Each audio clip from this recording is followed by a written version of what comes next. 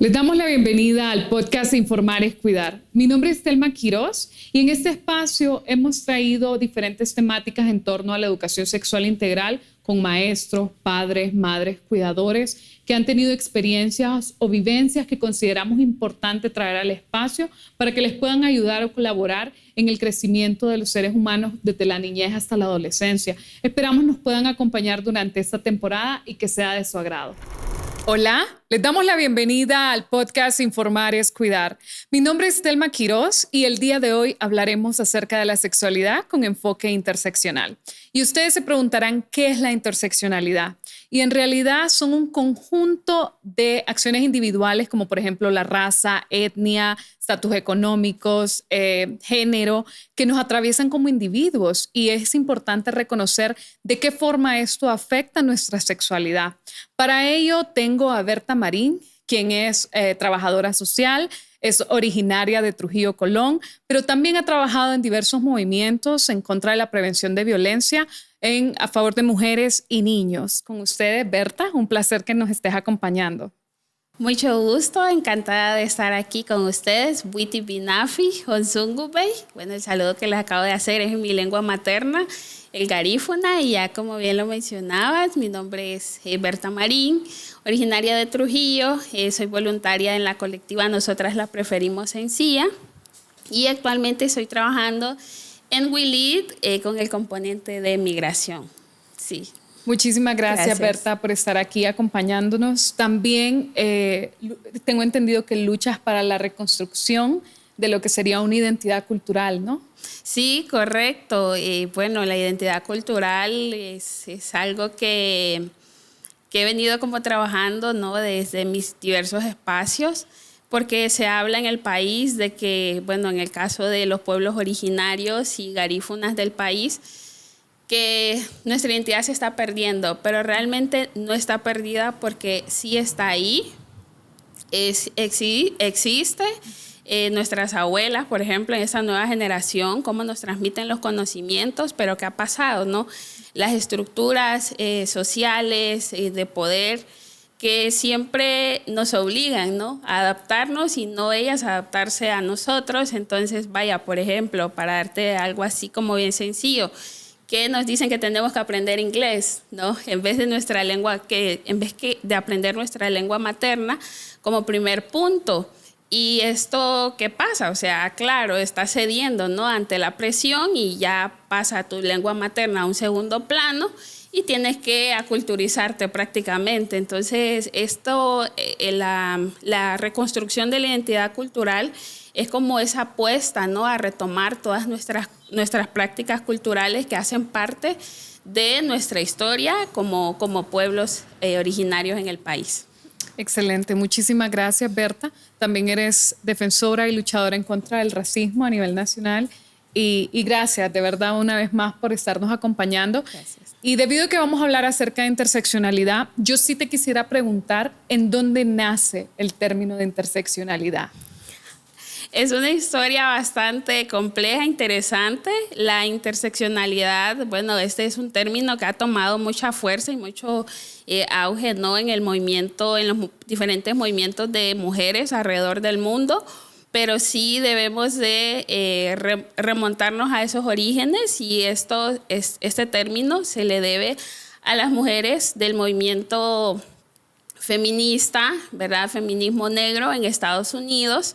Y la precursora, ¿no?, quien impulsó ese término, que es Kimberly Crenshaw, feminista afroamericana, que ella pues hacía como esa comparación, ¿verdad?, basada en el acceso, por ejemplo, a la justicia que tenían las mujeres negras en esta década de los 90 en Estados Unidos, específicamente en esta industria de la automotriz y que, bueno, ahí se visibilizaban, ¿no?, todas estas desigualdades que existían, por ejemplo, que habían hombres trabajando en esta industria, mujeres también, quizá con la misma preparación, pero que los hombres tendían como a ganar más que las mujeres, ¿verdad? Una desigualdad ahí, esa brecha salarial que existía. Entonces, debido a ello es que se habla, ¿no?, sobre la interseccionalidad y cómo la raza, la clase influye en perpetuar, ¿no?, esa violencia sobre las mujeres, sus vidas, y que afecta también a sus cuerpos. Excelente, me parece muy importante como reconocer que la lucha en realidad nace desde el movimiento de mujeres negras en Estados Unidos y cómo se ha venido evolucionando y cómo hemos como tomado esto también como nuestro por parte de nosotras las mujeres. Pero ¿por qué es importante considerar estas diferentes identidades y experiencias al hablar de educación sexual? Es importante, pienso yo, porque para empezar, ¿no?, cuando hablamos de educación sexual, que en el país esto ha sido un tema que lo han utilizado, ¿no?, diferentes medios para desinformar y como para crear ese caos o esa desinformación. Pero esto sí es necesario porque la educación sexual, pues al final su fin es que las personas seamos conscientes sobre nuestros cuerpos, nuestras vidas, para prevención incluso de la violencia, que si revisamos, por ejemplo, las estadísticas, ¿no?, de la violencia, de las muertes, los femicidios en el país, vemos todo esto, el alto índice de embarazo adolescente. Entonces es necesario tener en cuenta todas estas particularidades y todas estas diferencias que existen, ¿verdad?, en cuanto a las poblaciones, porque sabemos que Honduras es un país diverso en las luchas de mujeres también, ¿verdad?, que están todas las mujeres, por ejemplo, que viven con el VIH, niñas, mujeres pertenecientes también a la comunidad LGTBI, pertenecientes a los diferentes pueblos indígenas y garífunas. Entonces es importante tener esto en cuenta para que alcancemos una educación sexual inclusiva en el país.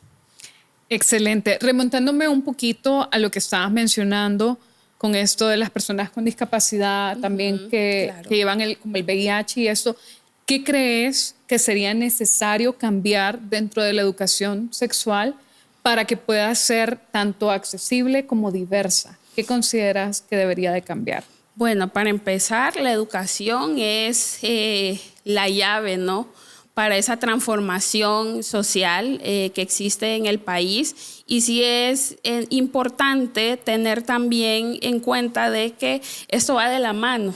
Esos dos escenarios, por decirlo así, literalmente, van de la mano, porque vemos de que en el país la educación continúa siendo vertical, con metodologías, por ejemplo, de enseñanza de hace muchos años. Recordemos de que estamos en un mundo en el que avanza cada día más las tecnologías, las innovaciones. Entonces, hablando ya en sí sobre la educación sexual, sí pienso yo que se tiene que tener en cuenta todas esas particularidades que existen en el país. Honduras es un país diverso, multiétnico, multicultural, entonces también tener en cuenta estas diferentes poblaciones y sobre todo las necesidades también, porque yo, por ejemplo, como mujer garífuna, quizás mis necesidades son diferentes a una mujer que está atravesando una situación con discapacidad, una mujer que ha sido diagnosticada con VIH o una mujer que ha sido una migrante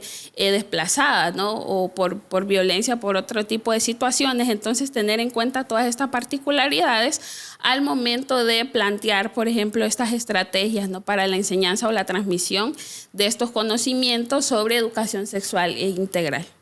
Sí, totalmente de acuerdo con el tema de que nos va a atravesar de diferentes maneras, dependiendo de nuestras interseccionalidades, como retomando el término, dependiendo de qué cosas nos atraviesan como individuos, ya sea la clase, la etnia, género, nos va a atravesar de diferentes maneras. Entonces, ¿por qué no se puede abordar de la misma forma la sexualidad o la educación sexual si todas las personas somos diferentes? Correcto, sí, porque lo que ya le mencionaba, no tener en cuenta esas necesidades. Por ejemplo, retomando un poco sobre los pueblos originarios en el país, hay muchos que se les dificulta el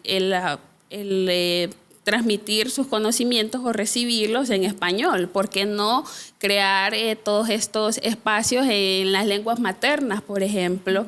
Entonces, para que para así pues tener una transmisión de conocimientos efectiva que se logre también el objetivo de la educación sexual y sobre todo también respetando, fomentando ese respeto a las diferentes identidades que existen en el país, porque sí, ¿no? Cada quien tiene pues sus prácticas culturales, sus formas también de transmitir conocimientos. Entonces, lo que ya les mencionaba al inicio, ¿no? Que a veces los sistemas nos obligan a adaptarnos a ellos y no ellos a nosotros, ¿no? Porque esto es parte también de respeto a la diversidad que existe en el país.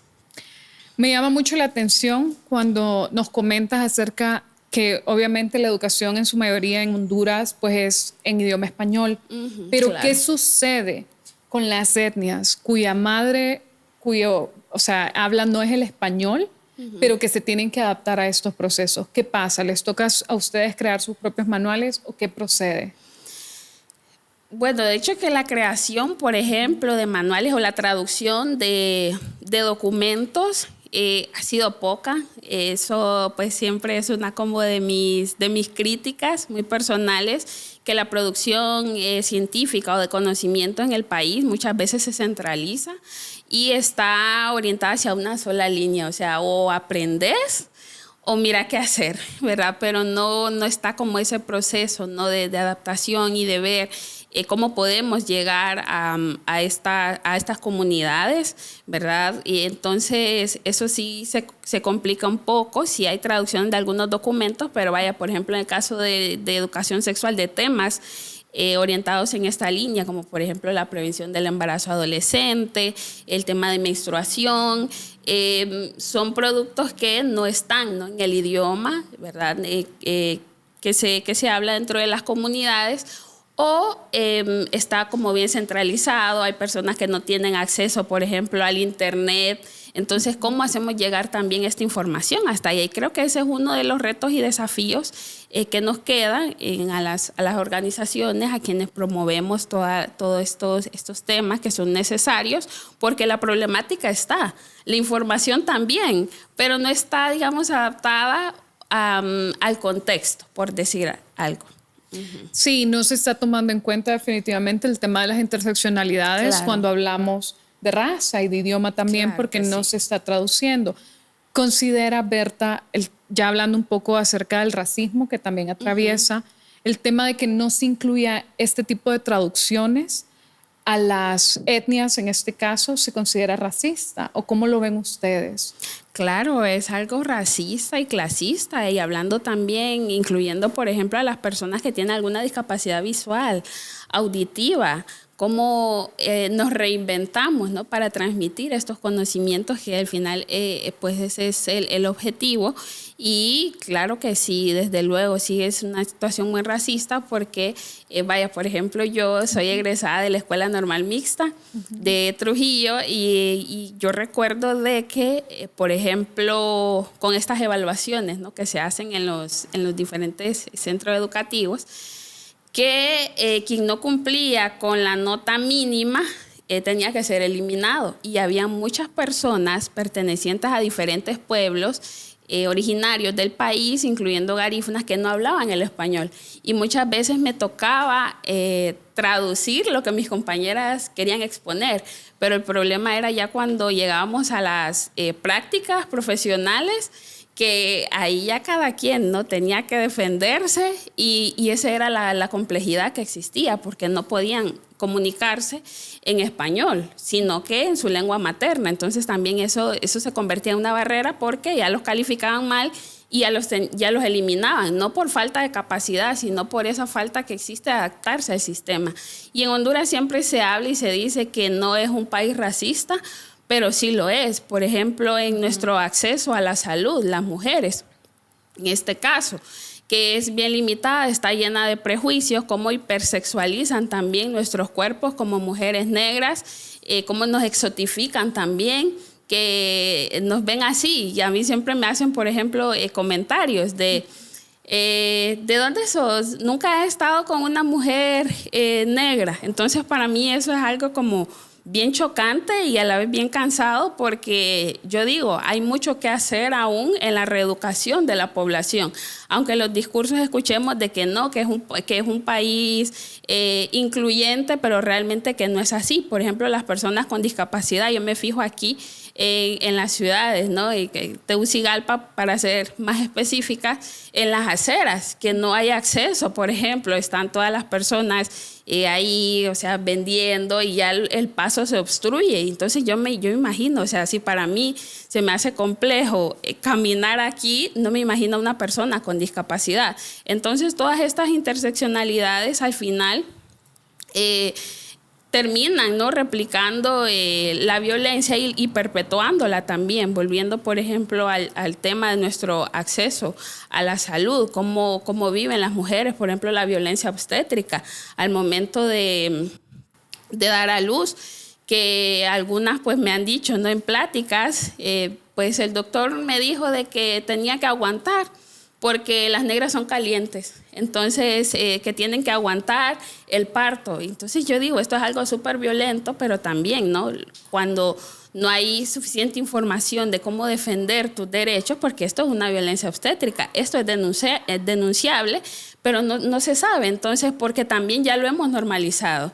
Y ser un país inclusivo no es que tenga fotos de personas garífunas pegadas en el aeropuerto, o que sí estar cumpliendo dándole un bono a las personas con discapacidad, por decir algo, o que las personas con VIH tengan acceso a los retrovirales en los centros de salud. No, eso quizás se puede hacer parte, pero no lo es todo. Realmente que hay muchas barreras y muchas brechas que seguimos caminando, ¿verdad? Y que todos buscamos al final esa transformación.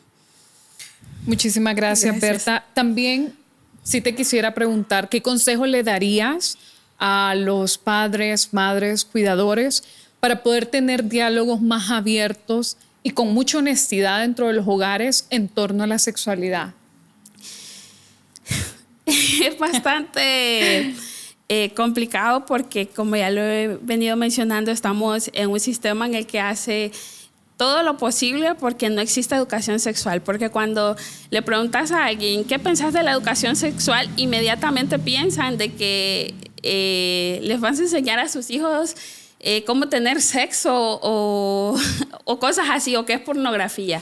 Y realmente que no. En mi caso muy personal y particular, yo crecí en un ambiente de mujeres, que eso también hace parte, ¿no?, de nuestras prácticas culturales, que crecemos con nuestras abuelas, nuestras mamás.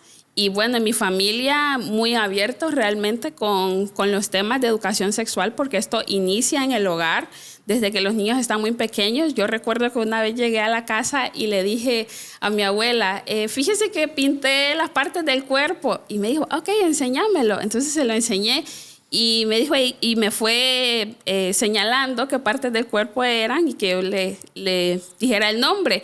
Y cuando llegamos a la parte de la vulva, yo le dije, esta es la palomita.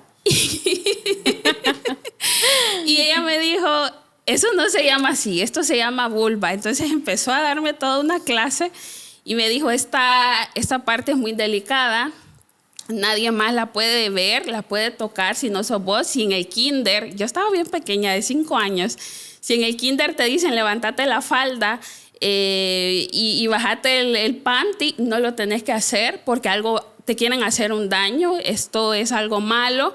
Y ya más adelante también me fui involucrando, por ejemplo, en diversas actividades de voluntariado, en prevención de embarazo adolescente, infecciones de transmisión sexual. Y yo recuerdo, porque mi mamá pues trabajaba en estos temas, y yo recuerdo que le decían, ¿por qué le estás enseñando eso a tu hija? Esta niña te va a salir embarazada bien rápido, porque a veces me miraban enseñándole a otros niños de mi edad, de 10, 9 años, cómo poner un condón. Y le decían, no le enseñes eso porque le estás abriendo la mente. Y mi mamá les decía, yo no puedo controlar qué hace ella cuando yo no la estoy supervisando, entonces es mejor que ella tenga la información. Y yo crecí con esto y siempre pues muy abierto realmente en los temas de mi familia, y yo pues ese consejo les daría también, que le den esa confianza a sus hijos, a sus hijas, porque niños y niñas estamos pues en una sociedad en la que nuestra niñez está más expuesta a las diversas situaciones de violencia, pero si en la casa no se fomenta la confianza, estos diálogos abiertos entre hijos e hijas, entonces hay que darlo por hecho de que es un niño o una niña vulnerable a vivir una situación de violencia, que al final no queremos eso y queremos prevenirlo. Y pues tener siempre esa apertura, ¿verdad? Esa confianza, que los hijos no veamos a nuestros padres como si yo le cuento esto a mi mamá, seguro me va a regañar, seguro me va a castigar. No, la educación sexual también busca la prevención de todos estos abusos. Yo recuerdo de que, por ejemplo, mi abuela me decía, si te dicen cosas en la calle, vení y decímelo, porque ella, pues, aparte de ser mi abuela, también era mi cuidadora. Entonces yo le decía, fíjese que tal persona me dijo esto en la calle. Entonces ella me decía, no, esto es malo.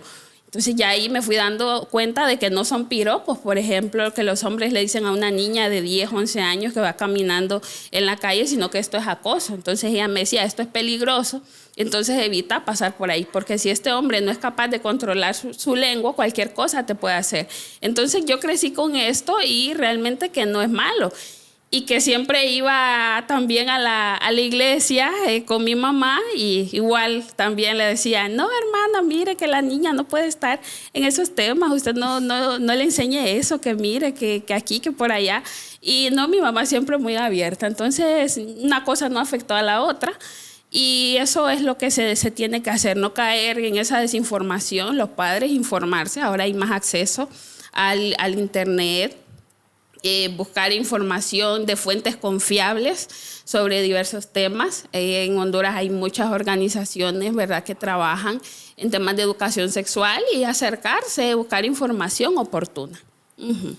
Excelente, Berta. Sí, me gustaría como hablar un poquito más acerca de eso. ¿Qué hacer en caso de querer, pues, tener este acercamiento con nuestros adolescentes y de repente no saber cómo abordarlo? Porque eso usualmente pasa, o desmitificar, claro, el tema de la sexualidad también, teniendo en cuenta las interseccionalidades que como individuos tenemos, porque sabemos que cada uno lo enfrenta de diferentes formas, uh-huh, pero también de qué forma se busca ayuda siendo padre, madre o cuidadora. Claro, sí, como ya se lo mencionaba, por ejemplo, accediendo a organizaciones, algunos centros de salud, que cuentan con información. Sabemos que existen muchas brechas también en los profesionales de salud, muchos mitos, entonces también, ¿no?, a ellos actuar desde la ética y no en sí como desde la moral, porque esto es necesario, hace parte de nuestras sociedades, acercarse a organizaciones que trabajan estos podcasts también, ¿no?, que ayudan mucho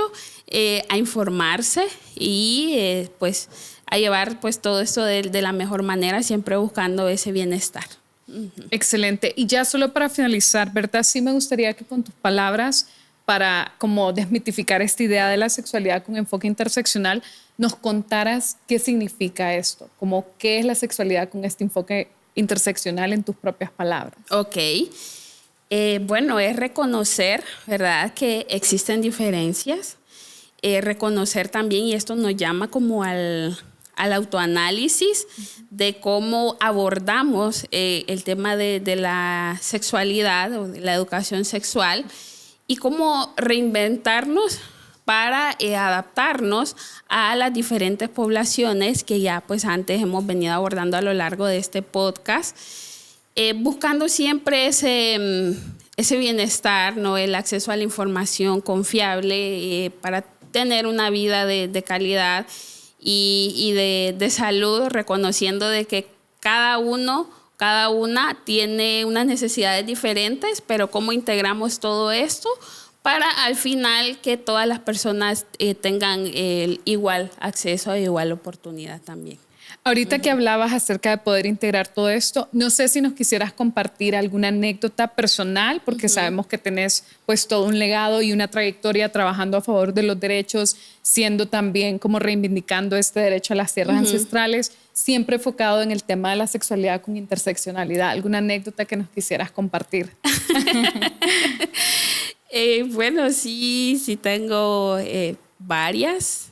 Una de estas fue recientemente en un trabajo que estuve como gestora de casos para mujeres sobrevivientes y víctimas de violencia, en el que sí me tocó brindar acompañamiento a una joven menor de edad, y fue como bastante impactante porque el trato que se le tenía que dar pues era diferente, pero cuando la acompañé a este centro de salud, sí fue bastante como, yo digo, ay, no sé si tenemos bastante barreras o brechas, y que pues ella había sido víctima de abuso sexual. Uh-huh. Y lo primero que le dije al doctor, pues así tienen que activarle el protocolo de atención a sobrevivientes de violencia sexual, y me dijo, ¿qué protocolo hay que activar? Y es como, ay...